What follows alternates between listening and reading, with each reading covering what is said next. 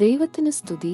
ഇന്ന് 2024 ജൂലൈ മാസം 5 തീയതി.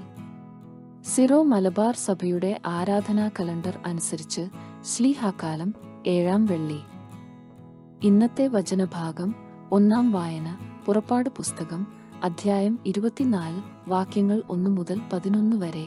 ഇസ്രായേൽ ശ്രേഷ്ഠന്മാരായ 70 പേർ കർത്താവ് മോശയോട് അരുളിച്ചെയ്തു, നീയും അഹ്റോനും നാദാബും അബിഹുവും ഇസ്രായേലിലെ 70 ശ്രേഷ്ഠന്മാരും കൂടി കർത്താവിന്റെ അടുക്കലേക്ക് കയറി വരുവിൻ.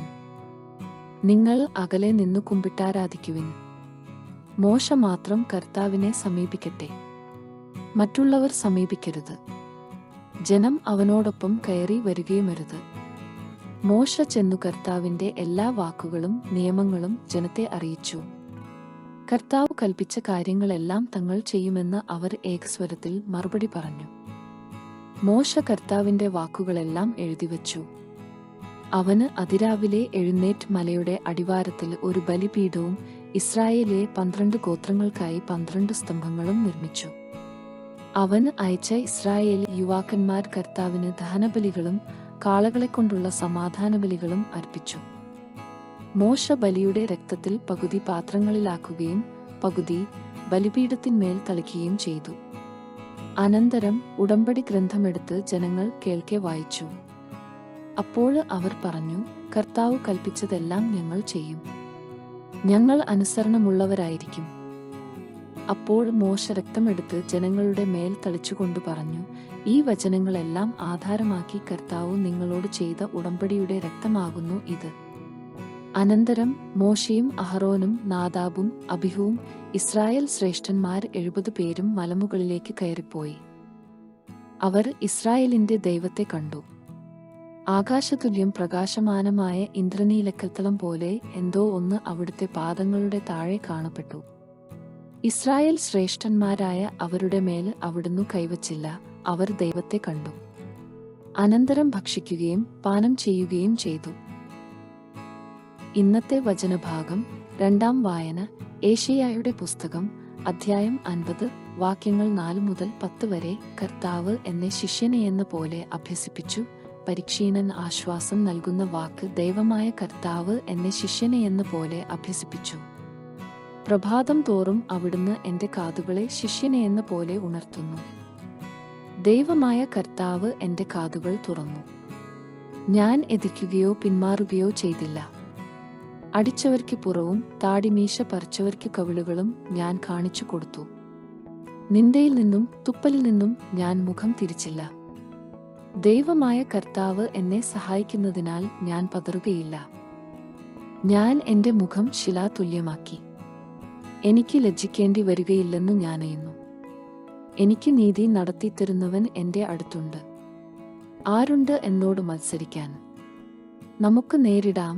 ആരാണ് എന്റെ എതിരാളി? അവന് അടുത്തു വരട്ടെ. ദൈവമായ കർത്താവ് എന്നെ സഹായിക്കുന്നു. ആര് എന്നെ കുറ്റം വിധിക്കും?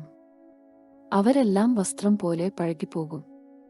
ഇരട്ടവാലന് അവരെ കരണ്ടു തിന്നും.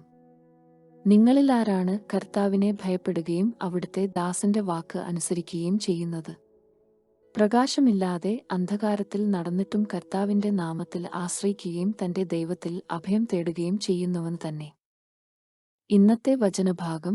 3 വായന വിശുദ്ധ പൗലോസ് ശ്ലീഹ കോറിന്തോസുകാർക്കു എഴുതിയ 2 ലേഖനം അധ്യായം 6 വാക്യങ്ങൾ 1 മുതൽ 10 വരെ. സമ്പൂർണമായ ശുശ്രൂഷ നിങ്ങൾക്ക് കൈവന്നിരിക്കുന്ന ദൈവകൃപ വ്യർത്ഥമാക്കരുതെന്ന് അവിടുത്തെ സഹപ്രവർത്തകരെന്ന നിലയിൽ ഞങ്ങൾ നിങ്ങളോട് അപേക്ഷിക്കുന്നു. അവിടുന്ന് അരുളിച്ചെയ്യുന്നു, സ്വീകാര്യമായ സമയത്ത് ഞാൻ നിന്റെ പ്രാർത്ഥന കേട്ടു. രക്ഷയുടെ ദിവസത്തിൽ ഞാൻ നിന്നെ സഹായിക്കുകയും ചെയ്തു. ഇതാ ഇപ്പോൾ സ്വീകാര്യമായ സമയം. ഇതാ ഇപ്പോൾ രക്ഷയുടെ ദിവസം. ഞങ്ങളുടെ ശുശ്രൂഷയിൽ ആരും കുറ്റം കാണാതിരിക്കേണ്ടതിന് ഞങ്ങൾ ആർക്കും ഒന്നിനും പ്രതിബന്ധം ഉണ്ടാക്കുന്നില്ല.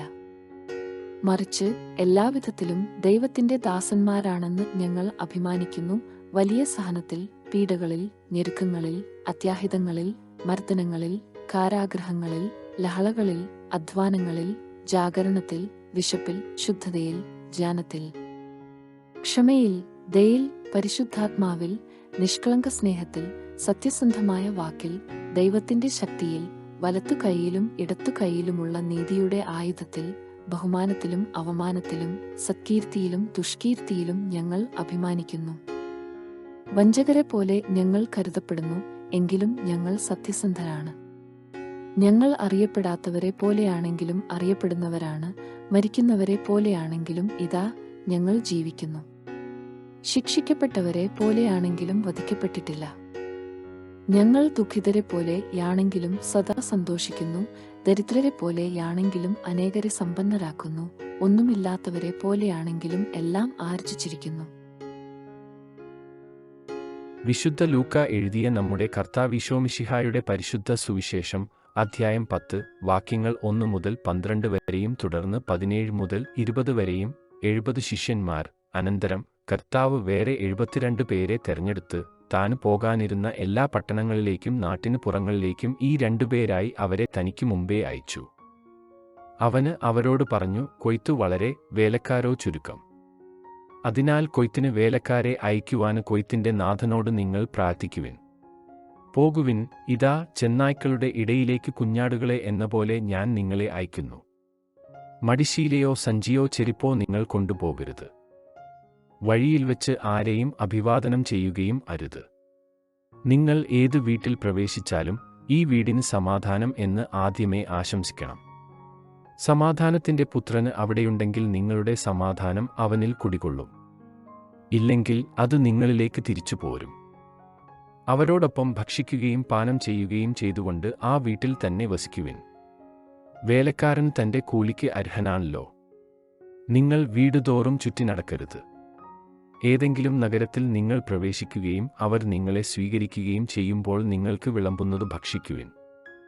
അവിടെയുള്ള രോഗികളെ സുഖപ്പെടുത്തുവിൻ. ദൈവരാജ്യം നിങ്ങളെ സമീപിച്ചിരിക്കുന്നുവെന്ന് അവരോട് പറയുകയും ചെയ്യുവിൻ. നിങ്ങൾ ഏതെങ്കിലും നഗരത്തിൽ പ്രവേശിക്കുമ്പോൾ അവർ നിങ്ങളെ സ്വീകരിക്കാതിരുന്നാൽ തെരുവിലിറങ്ങി നിന്നുകൊണ്ട് പറയണം, നിങ്ങളുടെ നഗരത്തിൽ നിന്ന് ഞങ്ങളുടെ കാലുകളിൽ പറ്റിയിട്ടുള്ള പൊടി പോലും നിങ്ങൾക്കെതിരെ ഞങ്ങൾ തട്ടിക്കളയുന്നു. എന്നാൽ ദൈവരാജ്യം സമീപിച്ചിരിക്കുന്നുവെന്ന് നിങ്ങൾ അറിഞ്ഞുകൊള്ളുവിൻ. ഞാൻ നിങ്ങളോട് പറയുന്നു, ആ ദിവസം സൊദോമിന്റെ സ്ഥിതി ഈ നഗരത്തിൻ്റെതിനേക്കാൾ സഹനീയമായിരിക്കും. 72 പേരും സന്തോഷത്തോടെ തിരിച്ചുവന്നു പറഞ്ഞു, കർത്താവേ, നിന്റെ നാമത്തിൽ പിശാചുക്കൾ പോലും ഞങ്ങൾക്ക് കീഴ്പ്പെടുന്നു.